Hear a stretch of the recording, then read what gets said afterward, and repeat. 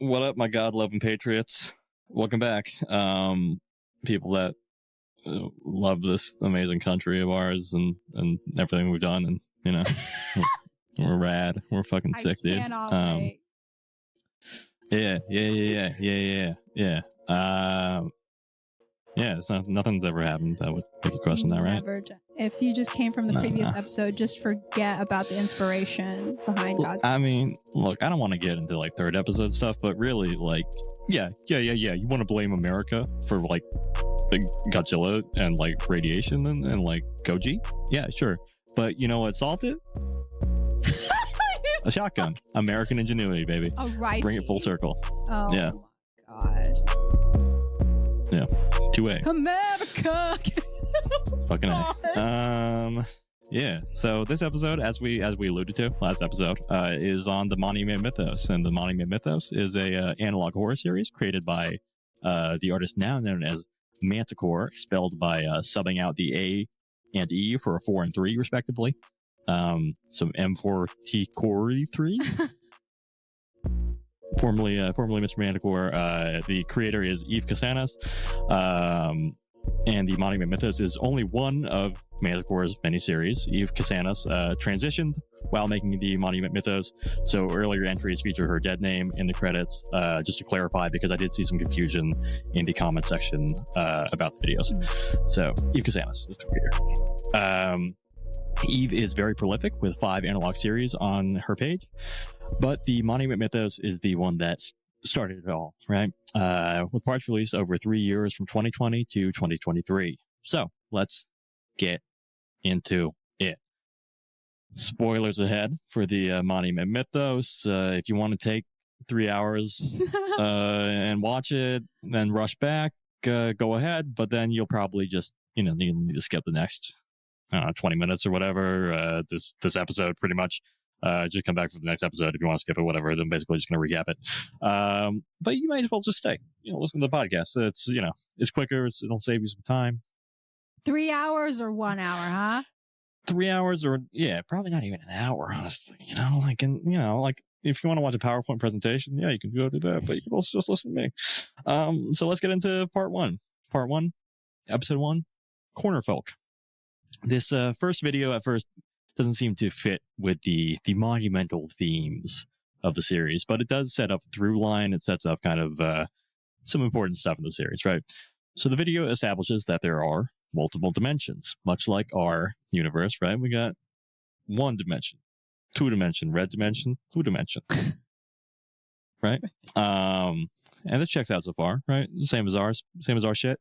And then we learn that there are these creatures called corner folk that are able to pass between dimensions at the points where 2 dimensions meet, right?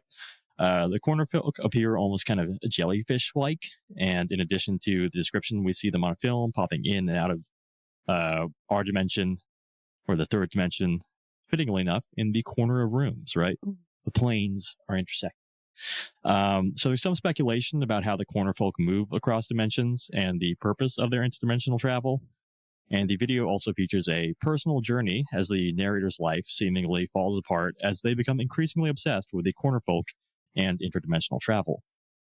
It's implied that the narrator of the video, Riley Tillon, attempted to cross dimensions and had their guts folded up, but that they somehow survived and then became obsessed with origami. Their guts were all folded up across different planes, so it's like, oh, they tried to go, into the corner, but they weren't. They ain't built right. They ain't built like the corner folk.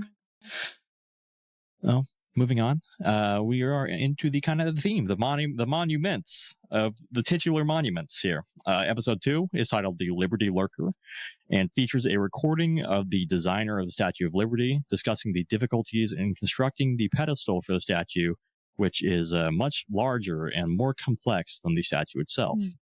We see a schematic of the statue full of strange mechanisms, and we hear accounts that Ellis Island and Liberty Island smelled like absolute shit in the past, which also tracks. And then the idea that, maybe new arrivals to the country were being led into the pedestal and then never seen again. So something was going on there. The video closes with tantalizing footage of the Liberty Lurker, which makes a quick little pop out of the pedestal as the Statue of Liberty kind of slides off to the side. Rushmore Revenge is the next entry and opens with Mount Rushmore covered in graffiti reading, quote, "The U.S. government can fund mass murder if it's labeled as a national monument. Every day, executions occur in over 2,600 American landmarks. The blood of liberty will be avenged. The souls of Lincoln will be freed. And I will introduce infection next week, Monday through Sunday, 10:12 to 10:13. Watch the symptoms." The National Parks Service set out to document who was leaving the messages and recorded the monument, which captured mysterious noises and lights before revealing that the heads were seemingly growing long tendrils. Alcatraz Attacks then opens with the subtitle, "An Alcatraz Bay Area mentioned." Alcatraz Island, 2 days before therapy. And then it shows a drawing of the island with a series of structures on it, including, of course, West Prison, various little buildings on there. And then drawings of a cell, and talking like biology type cell. We got a nucleus, we got the mitochondria, powerhouse of the cell, all inside the prison, right? The footage then clips back to footage of the island, quote, 1 day before therapy now. And then we return to the drawing of the island where we see cell division, which I think mitosis is what's going on, occur within the prison. We return to the island to see radiation therapy day 1. And we see a chart demonstrating that Alcatraz turned and ran straight into San Francisco, seemingly wiping the city out over several decades. The video closes with the same footage of Alcatraz before revealing that Alcatraz is duplicating exponentially. Cut to black. The title card explains that the Alcatraz zone now extends to West Texas. So if you're in the West Coast, if you're in the Western states, welcome Mountain Time Zone as well, you're in the Alcatraz zone, baby. The next one is a break from actual monuments with a Dean Democracy, and we learned that James Dean, acclaimed died young hunky actor, was America's 37th president and elected on the platform of ending the Vietnam War. James Dean ran against Richard Nixon and charmed Nixon. Yeah. Okay. Yeah. There's a lot of James Dean in this, and I think Manticore is James Dean is a through line through various. It's all kind of the same, similar universe, but oh my god, James Dean comes up a lot. James Dean ran against Nixon and charmed Nixon so much that Nixon said publicly that he was going to vote for James Dean. Dean blew Nixon out of the water in a landslide election, and then James Dean went on to be a rad as hell president, despite the protests of a growing evangelical movement called the Anti-Deaner Association, who said he was the devil. The next, right? Hate to see a hunk in power. It's the himbos rise up. My God. Yeah. The next entry is Air Force One Angel, which describes a mysterious unmanned flight by Air Force One, or seemingly unmanned flight, to national monuments where the plane dropped off packages. It dropped them off at Mount Rushmore, Alcatraz, and Statue of Liberty. Nobody knows what was in the packages. It looked like there was some sort of like angelic figure flying it when it landed, finally. Lincoln Looker describes people being forced into the statue of Lincoln at the Lincoln Memorial, kind of like a brazen bull, but I guess more chill. You kind of just have to look out of Abraham Lincoln's bronze face. And the president has the power to choose any person in America to take on this task, and they have to do it for as long as the president is in office. So might be grosser than the brazen bull. We're coming back to the pee-pee poo-poo issues where you're just trapped inside of a bronze statue for 4 years, and they feed you gruel through the mouth. So samosa. Not great. I wouldn't wouldn't recommend. It seems like a punishment. Washington Wormhole is the next one, and it opens up with a poem. The forest fell swiftly as the lumberjack swung, except for the special tree, which could not be stung. She missed her friends and the hymns they sung, so she started a tune that broke the man's lung. Then we get a timeline of the, quote, special tree, which looks a lot kind of like a worm, kind of tentacle-ish, and we're told about the construction of the Washington Monument to house the said special tree. The Washington Monument singing became part of the attraction, although it is also revealed, much like the poem, that the song is capable of harming visitors. Oh. We see then another message written on the monument. The infection is nigh. The music of Washington will end. And finally, we see footage of the monument getting flaccid and like, and then shooting out electricity. And we're told that 19 missing visitors were found unconscious inside of the base of the monument. Delaware double. Yeah. It's been nasty so far. It's been nasty. It's some nasty shit. We're just getting started though. Delaware Double is about two fishermen, one named Michael Tillon, finding the partially frozen body of George Washington in the Delaware River. But he's still alive, and he's George Washington. But he's like, where am I? Who are you people? What did you do to the slaves? Why are they walking? Like that kind of thing. Yeah. So but it's also like people. I thought he died. He's a vampire. He's been sleeping dead. Like periodically every 200 years. It's possible. He's been hibernating a little bit. Yeah. Rockefeller tree tragedy comes up next and tells the narrative from two perspectives. A recollection of the tragedy by John D. Rockefeller, not to be associated with the Jay-Z Rockefeller. John B. Rockefeller. John B. Rockefeller, different guy. And Virginia in Wonderland by Virginia, who appears to be a child.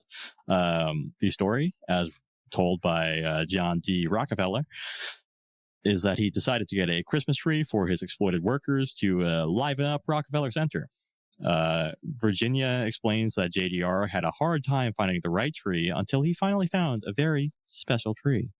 It took 3 years and presumably many lives, but eventually JDR managed to get his workers to dig out the special tree. They tried cutting it down, wouldn't work, nothing else worked. They just had to dig it out eventually.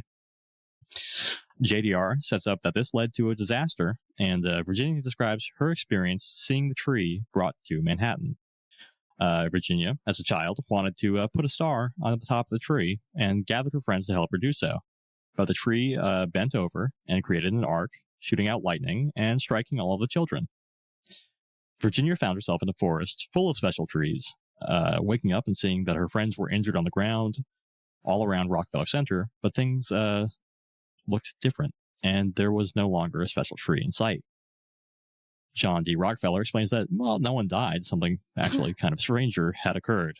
And Virginia tells us that she wound up in a hospital, but that her parents seemed like different people, and they didn't recognize her. In fact, all of her friends' parents seemed different. John D. Rockefeller showed up at the hospital and asked the children questions about American history, but everything they said was wrong. They didn't even recognize that John D. Rockefeller was the president. What the fuck is going on? Yeah, what is going on? It's a good question. All will be revealed, kind of. Kinda. You know that question that you have? It's not going to get answered. Yeah, you gotta just go along for the ride on this one. The children were all x-rayed, and it seemed like even their internal organs were backwards and in the opposite place than you'd expect. Canyon Crown is a big tonal shift. Changes the overall gramophone and black and white PowerPoint presentation slides vibes with a Windows Movie Maker extravaganza, complete with copyright-free music, and it documents a family trip to the Grand Canyon. Okay, I was going to ask how it was spelled. Yeah, Canyon. I heard Kenyan. Yeah. Sorry. Oh, no, not Kenyan. Okay. Yeah. But naturally, there's something strange going around the canyon. It's called a canyon gallon or a canyon crown, and it looks like a headless person. And apparently, it uses vinegar to shrink their grotesquely large heads into non-existence. So they kind of, little shrunken head corpse, walking corpse guys.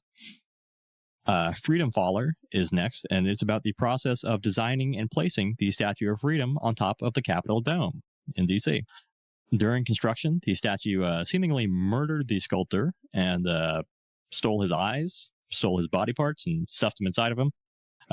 The sculptor's daughter, through a miscommunication, and thinking that it might have been her dad, decided to follow the statue and was kidnapped by the statue as it was transported from Italy to the U.S., and then it ran up the Rock of Gibraltar. The statue seems to have killed the daughter and stolen her bits as well, and was kind of low-key giving Saddam Hussein hiding spot, hiding inside of a cave, but eventually was found by the authorities and dragged to the U.S., where it was placed on top of the Capitol building.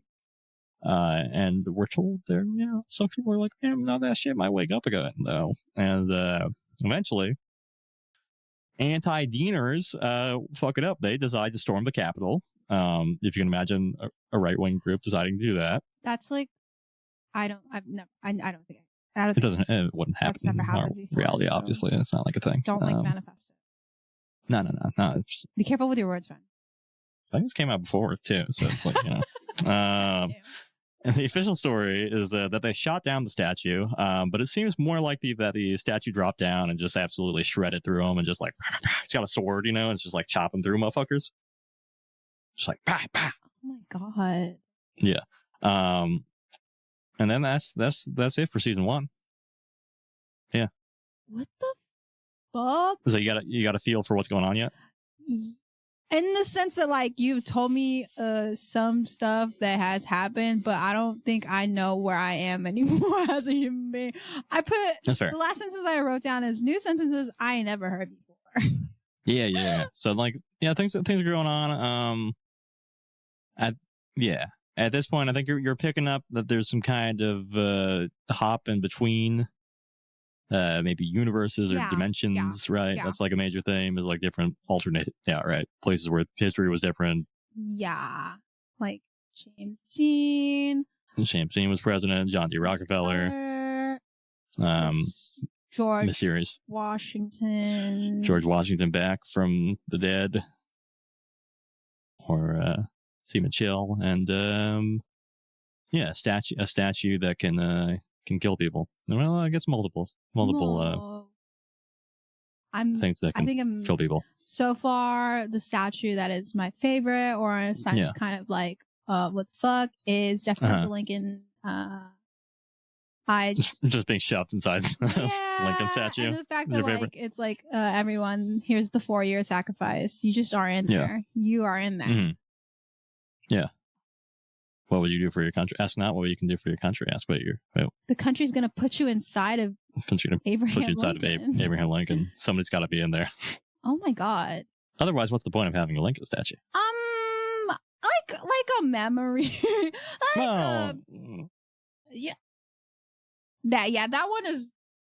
The Alcatraz thing definitely, like close to home. I used to see it every day for like 3 years straight. Yeah. So, but if you told me like the Alcatraz started like doubling, splitting cell, just multiplying, I'd be like, you know what? Yeah. Good for her. But the Lincoln one is definitely the one that's kind of just like, why inside? Not like sitting on him, but inside of him. You'd rather just have somebody sitting on Lincoln's lap. Yeah, because that's like Santa type deal. Yeah. For 4 years, you don't leave them. You get to see the outdoors. You get to breathe a little, but you don't get to leave Lincoln's lap. No, that's the rule. This is great. This is your legs just atrophy as you're just stuck on Lincoln's lap. Yeah. So this has been just some sentences that I've never heard put together before. That's fair. There's gonna be more of those. Awesome. Awesome. Because there are 2 more seasons. Season 1 together. Has been fucking crazy. Yeah. And then, there's a brief hiatus, and then triumphant return. Season 2, Monument Mythos, opens up with Corner Girl. Corner Girl, as you may have picked up from the name, is kind of a return to the corner folk, the interdimensional traveler concept of the first video. This is a retcon where we get a message, seemingly from a corner folk, who shows us a woman's body lying on the ground and describes it as luggage. We're all just luggage, really, and we can be brought through dimensions. But sometimes, look, luggage gets lost. It happens. Like, you get a little folded up, shit happens. Yeah, okay. But that kind of explains the folding of the internal organs. They're just like, brought you with me. You're a suitcase. Maze Movie Maker is up next. It opens with a retro commercial for Maze, which is basically the Apple kind of Silicon Valley tech company of the Monument Mythos world. And they're advertising their super fast computer, Popcorn Prime, which has a startup time of just under 60 seconds, which is pretty speedy. were then brought into a map showing the spread of maize production plants and how they grew throughout the 1960s from the first plant in, they say Silicon Valley. It looks like Stockton on the map, I would say. Definitely Inland Bay. And then it creates a sine wave east across the country to the East Coast, kind of finishing off in New York. Yeah. This is followed with information about a mandatory recall of the Popcorn Prime following an outbreak. What is the outbreak? We're not totally sure. Then we get more history on the rise of maize and President James Dean's contributions to computing. Much like our world, tech was always funded and supported by the Department of Defense. And Mays created a system to control the true forces of mass destruction with a project called Project Horned Serpent. Mays was seemingly attacked by dark forces, and following the outbreak, all personal computers had to be shut down. Until Mays announced the creation of Mays Movie Maker. And you know what we're saying? Like 20 years after they all got to get shut down, Maze is back on the menu, boys. Then we are given a tour of the Maze facility. It's covered in more graffiti, warning of connections between all the monuments and the growth of the military-industrial complex. The video proceeds to show below the factory and a network of caves underneath it. And inside of the caves, there is seemingly some kind of electric slime. And it appears that the name Project Horned Serpent could be more literal, because we're seeing some strange things down there. Suez Canal crab is a follow up here, God. And this is when we're going international in this one. It breaks down the ship, the Ever Given, becoming stuck and blocking the Suez Canal. So this was a very timely episode. I think that had just happened when this episode came out, and the solution was obvious to our great president Hillary Clinton, dropping a nuke on the ship. That would not go bad at all.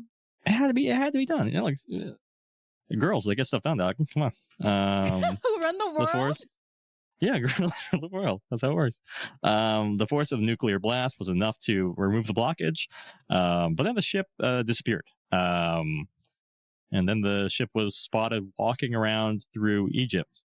And it turns out that basically the ship had been taken over by a giant hermit crab that was using the Ever Given as its shell. Okay.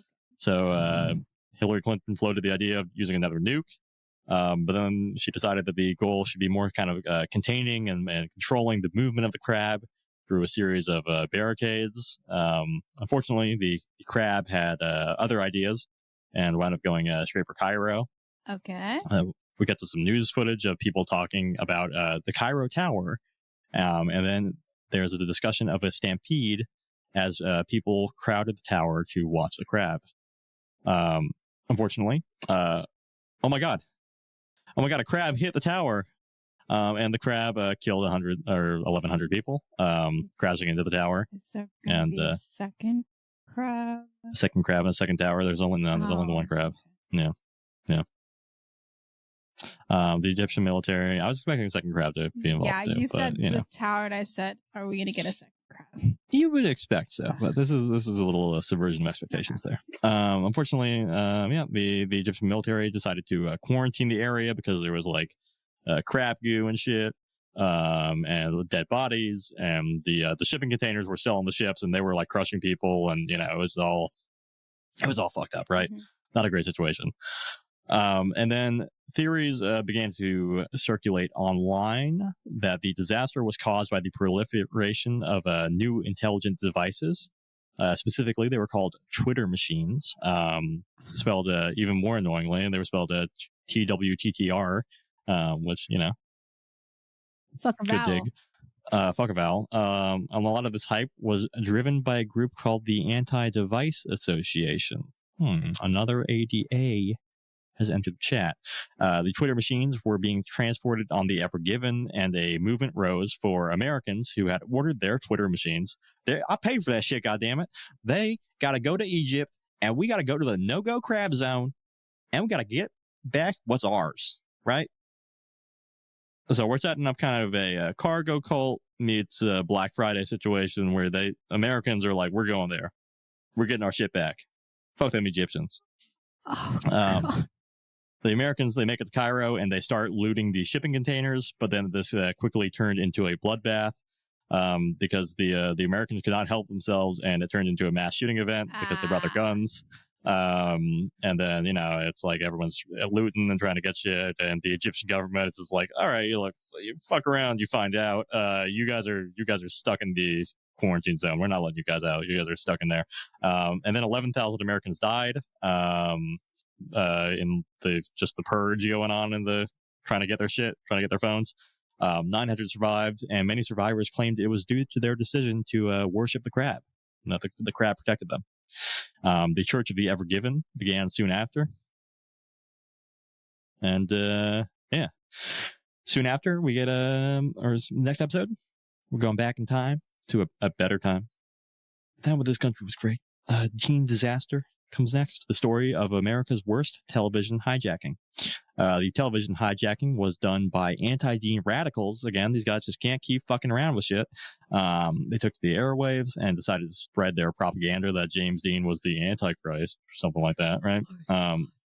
The hijacking was followed by another hijacking of the National Air Raid siren system, which led to mass panic and more crowd crushes as people attempted to run to air raid shelters. Traffic jams began to form, and then people left their cars running in the streets, and this led to increases in carbon monoxide. Eventually, we basically turned the bomb shelters into sad people's garages, right? People were just dropping out into bomb shelters because there wasn't enough air. President Dean mobilized the military to shut off the cars and figure out who had started the sirens. So I'm just hearing action. I'm hearing the guys get shit done. But the sirens were so loud that they were killing technicians as they approached, leading to kind of an ant style climbing over one another's bodies as they tried to reach the sirens to just cut the cord or whatever. President Dean selflessly turned off a nearby siren, but he lost his hearing in the process. Knowing that the nation still needed leadership, he selflessly gave a public address explaining that the sirens and hijacking were done by the Anti-Dean Association, and he called for a mass re-education effort of the ADA members.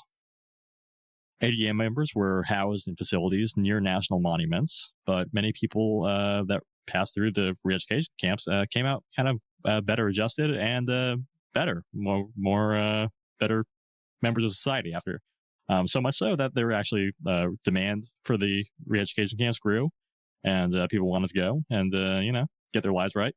And then President Dean had to return to the airwaves to explain that, if you can't just get it, not everyone can be in prison camp, guys. Some of you guys need to work, you need to do jobs. I know it sounds dope, but yeah. Meanwhile, Mays offered a specially produced hearing aid for President Dean, and it worked so well that it inspired him to open the U.S. Department of Technology to further the partnership between the U.S. government and Mays.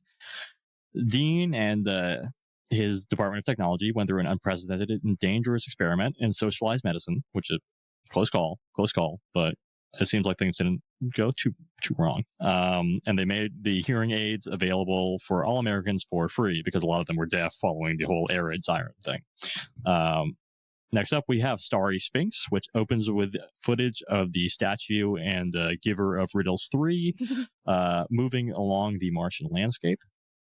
Through a voiceover, we learned that the pyramids and the Sphinx were also classified as true forces of mass destruction, and that there was a American-led excavation of the pyramids and the Sphinx. We also get some mention again of the special trees, those mysterious special trees, and that ancient Egypt had a social role called the Guardians, who were tasked with smacking the shit out of the trees so that they would not grow and had to direct their energy to recovery. We also learned that the pyramids of Giza, and probably the Tower of Cairo, were built to house special trees, much like the Washington Monument. And it's implied that the pyramids might be real deep as well. The reveal is that the Sphinx has dropped out of space and is duplicating in much the same way as Alcatraz as it enters our atmosphere. Yeah. But then we learned this video was produced by the Anti-Device Association. Oh, shit. Following up on the Sphinx core, we have Giza Guardian, which opens with news footage of the starry Sphinx over the desert. Then it cuts to someone explaining the history of the strange lightning, quote unquote, and the occurrence of Giza glass, which is formed by when these strange, mysterious kind of otherworldly lightning from the special trees or the Sphinx hits the desert. And the Giza glass has some strange properties. For instance, if you cut off the body part with a glass, it will cut off the body part, but it will still be functioning. So it's still you can still kind of operate. Some of the Giza glass was taken by the British. Classic. Can't help themselves. Can't teach an old dog new tricks. And it gets into U.S. envoys, including President John D. Rockefeller. The glass was turned into large blades and given to guardian statues in the Grand Canyon. We learned that there was a connection between these guardian statues and the Statue of Freedom that was once on top of the U.S. Capitol, and that the sculptor who made the Freedom statue and he was not murdered by the statue. He actually decided to cut himself into pieces and put himself into the statue, and also put his daughter into the statue with him. And then we also learned that the Statue of Freedom, following killing all the ADA people, was moved into the Grand Canyon. And then we learned that there's a lot of people go missing in national parks, right? People go missing in the Grand Canyon. I've never heard that before. No, it's fine. It's just nature. Don't worry about it. It's okay. There's not like the what is it? The murder zone in like Yellowstone. It's like a place where it's like there's like 3 or 4 different the states meet together, right? Like Idaho, Wyoming, and Montana, right? And they're basically just like, we don't really know whose jurisdiction this is, so fucking know. Yeah. So yeah, no, it's cool. It's all good. But anyway, we learned that the missing people in the Grand Canyon are probably either being harvested or added to the statue, or that's what the canyon grounds are. There are people that are getting their heads cut off by the Statue of Liberty or the Freedom Statue. Fallen Father is the next video, and it returns to our classic Windows Movie Maker aesthetics. As we see a video about a squirrel over a text, which makes it clear that this is a video from a child to their father who has passed away, Nathaniel Arnoldson. And then we get a little notice that this is also when Eve's father had passed on as well. So R.I.P. to the king. Rockefeller Revelation comes next, and we open with a recording of President Rockefeller's reaction to a German war blimp being named after him. Then he discusses the crowns in the Grand Canyon, and we learn that they are the remains of people killed by the Giza glass. And they're also, look, I mean, it's John D. Rockefeller. Look, he's got... You got to think about the bottom line here. It's pretty good for slavery. You can just kind of make these bodies work, right? Bodies, no heads. Come on, what are we going to do? Not make them work? The Germans also were pretty into this idea of free labor, and they were like, "Hey, Rockefeller, hook us up with some of them bodies." Yeah, he was like, "Yeah, no problem, fam." And he gave them the crowns, and then the Germans started making these war blimps, which were powered by crowns. And then Rockefeller kind of reflects on how this and the tree incident managed to ruin his reputation, his otherwise perfect reputation. It's a good guy, cool dude. And we learned that he mysteriously disappeared from an underground bunker that was seemingly broken into with a heat ray. So unclear what was going on with him there. We can only hope that happens to some other people. Washington Wonderland picks up from the tree incident video with a later account from one of the girls who was transported 3 dimensions. It's Virginia again, Virginia Fate Arnoldson.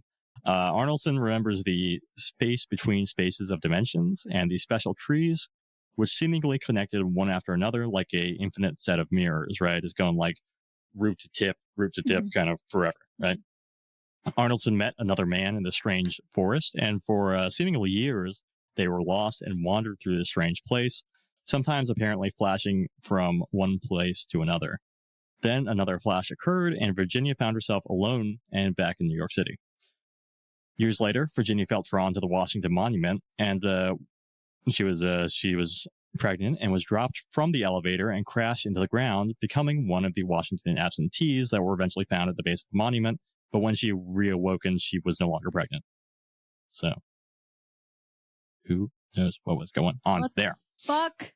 Yeah. Air Force One Fallen Angel is next, and it revisits the Air Force One Angel from the first season, the unmanned flight that went around the country to various monuments, and we learned that the United States is fractioned into 3 zones. There is Washington, Rushmore, and Alcatraz, right?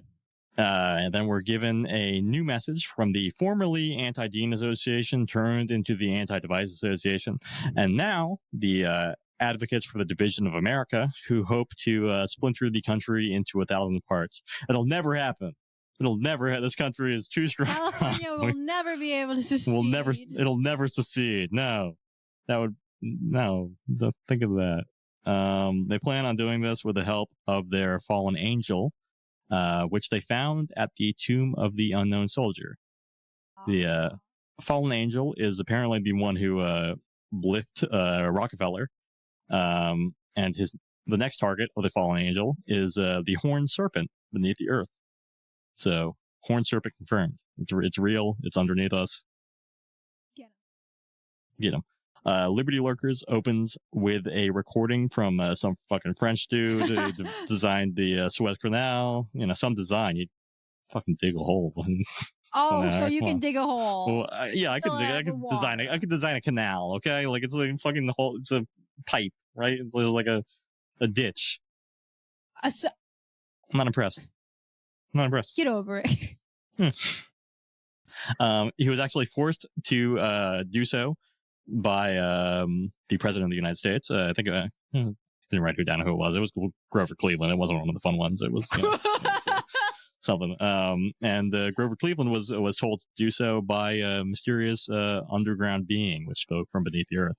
And then we get another notice from the ADA called "The Sinking Man and the Forbidden Fruit," which shows a person near a tree, and then they fall beneath the tree, and then it turns into another tree, and then it's another tree, and then so on, and infinite trees.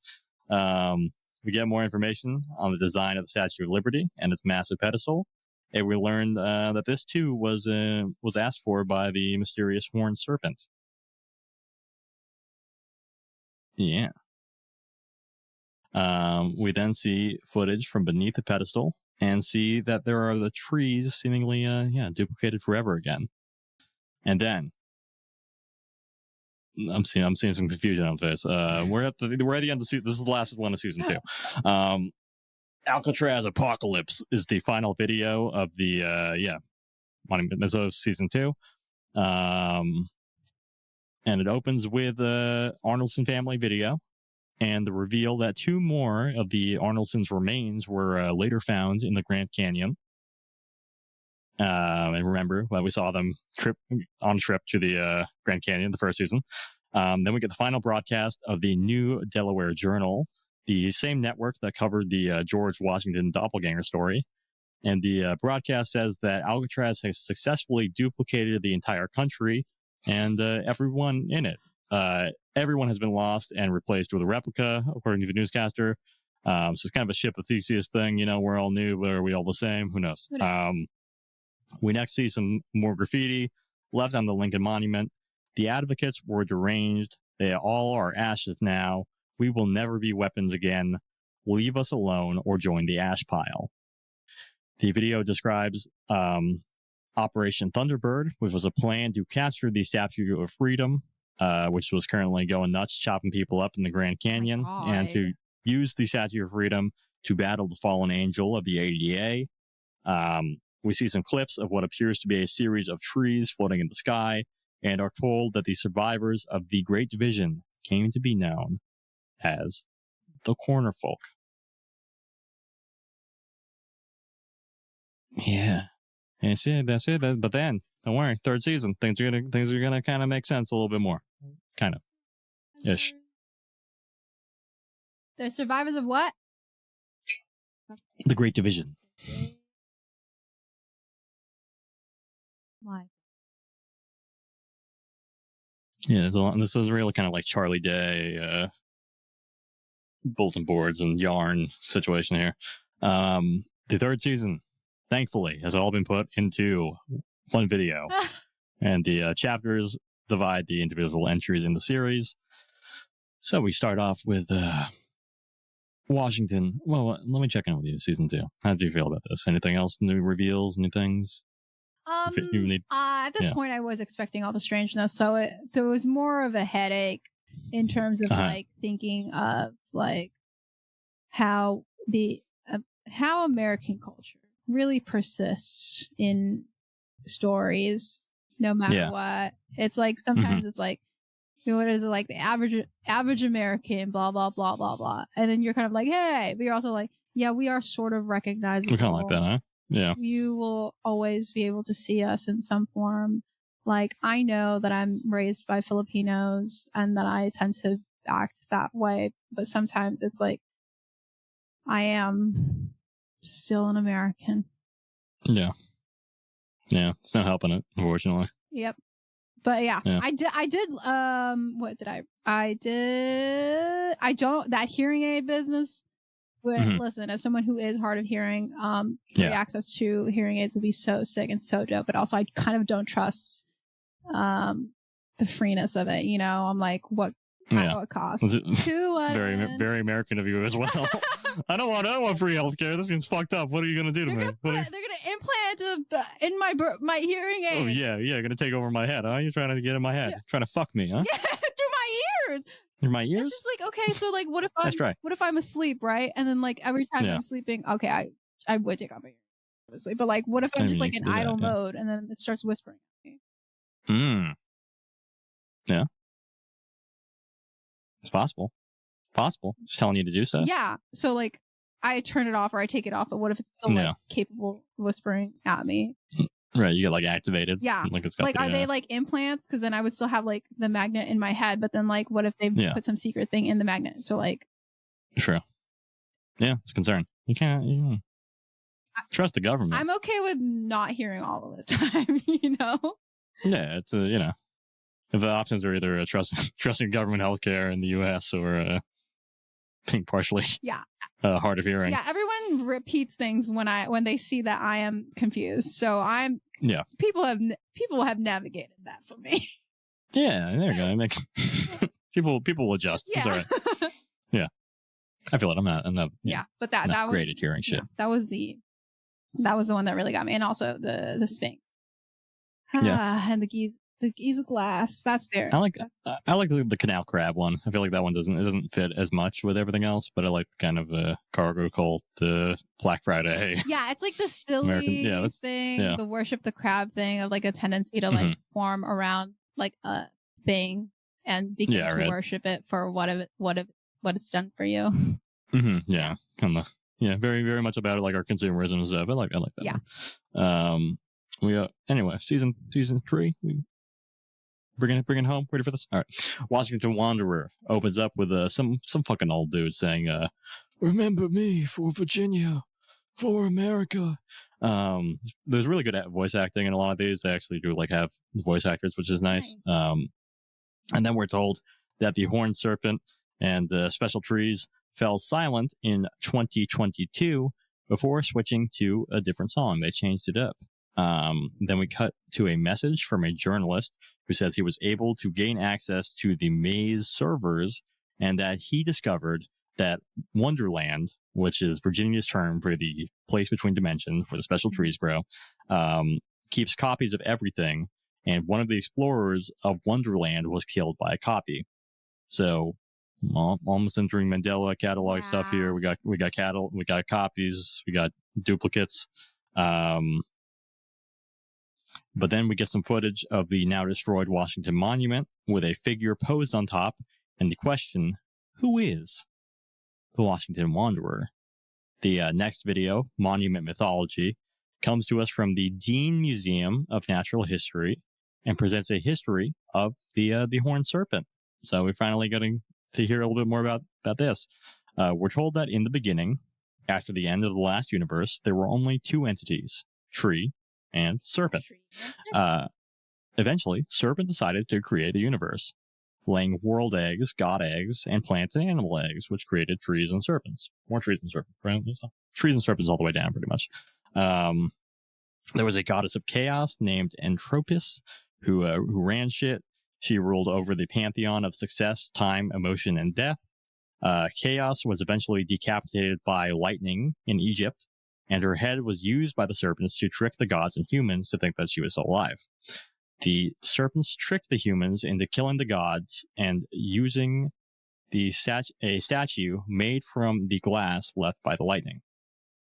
The serpents also tricked the gods into giving them the power of chaos, and then each serpent eventually went their own way and one made its way to Earth, and continues to grow beneath the Earth's crust. Angel Ashes shows a blue figure descending to the ground. It's maybe the most vapor wavy entry. We kind of get some Greco-Roman statue heads, and then the blue figurine begins to glow, and everything turns the whole screen kind of Dr. Manhattan light blast style. And then the angel speaks, and we hear that the angel has broken down, so that its particles and ash could change the fabric of time, possibly giving the angel the freedom it wanted in life. Next up, we have Musk Mars, and we get an epic sauce video of our memer in chief on Mars, and we're told that he built a monument on Mars and collected some Martian glass. And then we see an interaction between Musk and Twitter users, which show that across the multiverse, most people still hate him, but the dick riders are still there as well. Musk then decides to nuke the Martian ice caps for some fucking reason, and releases another serpent from inside of Mars, which begins to strip to Earth. After Angel explains the conflict between the angel and the Statue of Freedom in the forest, so the Air Force One angel shifted its ashes through time from the future to the past before asking the statue to kill it. The statue in turn cut its head off with a piece of glass. Then Golden Gate Girl opens with a call between a person named Howard Melrose and Eunice Dean. Yes, relation. Okay. Before she decides to jump off of the Golden Gate Bridge, which again, don't do that, you'll die. It's not good. Don't do it. We can attest, not a good thing to do if you want to stay alive. Don't do it. Don't do it. Don't do it. Get help. We then get a call where the grief-stricken James Dean, calls Monty Clift, the head of the CIA, and requests that who's the head of the CIA? Fucking guess these fucking people, these names. Monty Clift, and requests that Monty Clift run for president, and then Cathodonotic, his names are getting wild now, tells us about the mission to determine the rate of the American Wonderland syndrome in the Martian serpent. We learn that there is some connection, as Cthulhu was trapped in Wonderland and eventually found a small child, and he was protecting her before he eventually succumbed to American Wonderland syndrome, which is basically where the trees kind of turn you into a distorted monster. We learned that the little girl was Virginia Arnoldson, whose story we've been following throughout this from her perspective, and that Cthulhu is the person who the journalist at the beginning of the season was talking about, who was killed by a duplicate. We also learned that the American Wonderland syndrome is what turned George Washington into the Horned Serpent. Oh my God! Yeah. Dean Devil opens with a warning about Howard Melrose, the person who was talking to James Dean's daughter before she decided to take her own life. And we're told that he is a dangerous fugitive who can kill with the power of his voice. He can't. Then we get a call from a special agent with the CIA letting Dean know that they've located Melrose, and he's like, "Hey, don't go after revenge on this guy." Showing a callous disregard for California geography in this episode. We're told that Melrose has left on a flight from LAX, and then we see the flight is clearly leaving from like San Francisco. And it seems that anyway, James Dean and Howard Melrose were. I guess James Dean was flying to go get revenge, and he crashed his plane into the plane with Melrose. I guess intentionally. I guess that was his revenge. Was a double. A plane head-on collision. Killed himself and everybody on board. Vengeance. Sometimes you gotta get it, it's like gotta have it. And then we hear from Cthulhu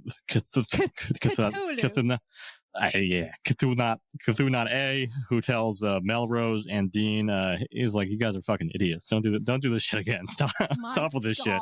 And he's like, boop, back in time.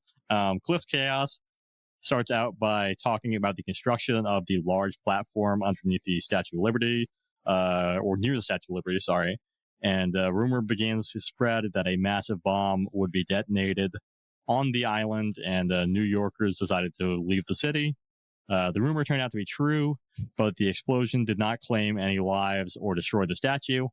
We then get a clip from Cthulhu Not A, who is still chewing out Dean and Melrose. He's really just like, you fucking morons, what did you do? Why would you do this? That kind of thing. It seems like he wants to bring about the conditions where he no longer exists. We're in the home stretch now. Penultimate episode. I know there's a lot of threads going on here. I promise I'm not going to wrap any of these up better than the show does. Penultimate episode is called Arnoldson Alone, and we get the story from Cthulhu Not C, aka Everett, who recounts his experience in Wonderland with Virginia. He remembers being pulled between realities by the trees and being sent into the abyss before entering Earth, but seeing in the sky the Mars serpent and knowing that he was still pretty fucked. Also, he was like a monster now because of the whole syndrome thing. Mm-hmm. Finally, ultimate episode, we get Freedom Forever, which shows the battle between Everett and Everett/Cthulhu Not C, and the Angel and Freedom. It's a three-way battle. We got shit going on here. Freedom and Everett enter the Angel and do like a fusion move.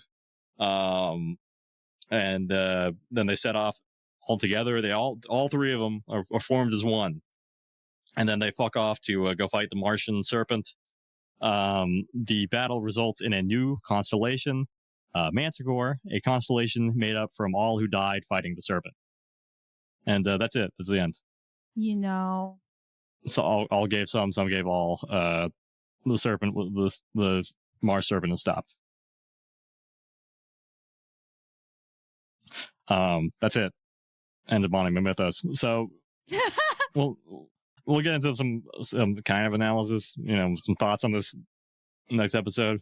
But a week after I did my marathon watch of Monument Mythos, I decided to take a test that I found online to assess my comprehension of the material. Oh my God. And you'll be happy to hear that I scored 14 out of 22.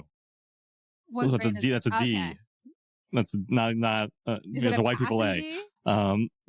Yeah, it's passing D. It's like 60. Well, it's like 64, I think, something like that. It's not too. Yeah. Sorry. Look. What do you want from me? I don't know. And look, okay, let me give in my defense. I knew you were gonna give this shit. I have some example questions for you. Maze was founded in what year and by who? A. 1965 by Rob Careers and Rob Watroba. B. 1960 by Rob Careers and Rob Watroba. C. 1965 by Rob Careers and Rob Watrona. D. 1965 by Rob Careers and Rob Watrona. The fuck? How am I supposed to remember this shit? I'm supposed to know this. When did the Delaware Double air on the Delaware River Journal? A. August 17th, 1975. B. August 15th, 1976. C. December 27th, 1976.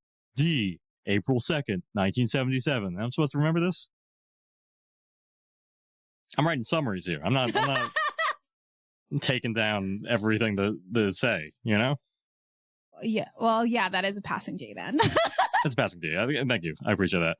Least favorite type of history questions. I don't like date stuff. Yeah, I don't. I'm very good at dates. And so, yeah, like sometimes, whatever, July 4th, 1776, sure, okay, yeah, whatever, that one's nailed into my head. a lot of them are like, like I get the idea of like generally when something happened, and I'm like, okay, cool, enough. It's like right? month and year. Yeah, month and year. Yeah. Even just year is like not bad. There's a lot of years, like a lot of things have happened in a lot of years. Lots of things happen. Shout out to everyone who has to in the future learn about things happening from 2020 to whenever, because that is back to back. Congratulations on your passing, D. Thank you. Yeah. 2025, the year that Big Balls was attacked and brought about martial law into our country. Lord God. What a time. What a time. Yeah. Hey. Also, there's in the same playlist, there's something called the Nixon verse. I didn't fucking touch the Nixon verse. I didn't do it. I was like, no, I can't. I don't, Many would say that about the regular Nixon verse. Exactly. The existing Nixon verse that we're in. I don't want much to do with him. It seemed like there was like the stories from the titles. I was like, you're introducing more new characters. I don't need this in my life. I'm good. You obviously didn't need that for the quiz.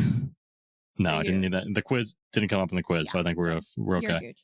So I think Nixon verse is kind of one of the side analog horror series. So I was like, okay, I think I'm okay. If I'm not, I don't care. Leave a comment. I don't care. Yeah, as I said in my script, if there's more after I finish, you can all go fuck yourselves. You can borrow that one. Yes, that's the message. Yeah. Okay. So recap. We both brought about. We've set the stage. Now we can get into our think pieces on the next episode, on the final episode of the series. The series did a fucking number on us. Honestly, this was probably like one of our hardest. Shit was rough, dude. Yeah, this was not. It wasn't fun. I would say at a certain point, I was like, oh, so much. Yeah, I was aware that there was a Wendy Goon video that was like 3 hours long, but I thought I won't watch that for this. But also knowing that there's a 3-hour video, I was like, I wonder what Ben's gonna do. Not 3 hours, I'll tell you that much. We're on it. We're on it. We got another, hour in us or whatever. Yeah. But we'll be back. All right. This episode was written and produced by Ben. For all our sources, Monument Mythos. Just watch the thing. That's it. Don't watch it or don't. You listen to me talk for an hour. You've already had to hear a lot from me, so I'm sorry. All of our music is provided by the very talented Yager Frank. If you like the show, tell a friend. If you don't, share it with an enemy. That's all for now, and we will catch you on the next episode. Bye.